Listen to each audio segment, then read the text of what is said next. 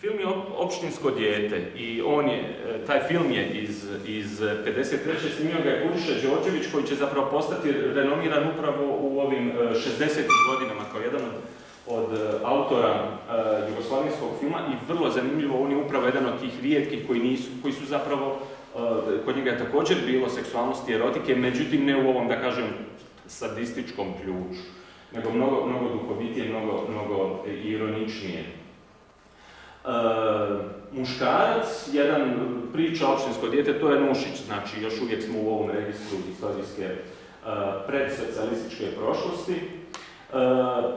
Seoska prostitutka je pobjegla iz sela, ostavila je dijete. Sad čije je dijete? Da li je Popovo, da li je od trgovca, da li je od ovog onog, to je sad već, da kažem, nebitno. Oni nose dijete u grad i jedan od njih, jeli ženskar, on drži sličicu na kojoj je obnažena, na kojoj je upravo, znači, djetetova majka, jeli, to je sličica sa posvetom, pretpostavljamo njemu, i zato on u ovom trenutku ne gleda samu fotografiju, nego posvetu.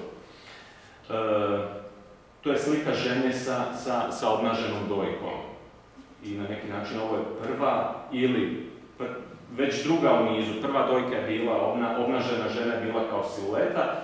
Ovdje je sada ubačena, znači, u film kao jedna fotografija. To je ovako mali detalj, može izgledati minoran u nekoj kompletnoj, većoj slici stvari, što se kaže, ali meni se čini kao zanimljiv korak prema sljedećem filmu koji se pojavljuje iste godine.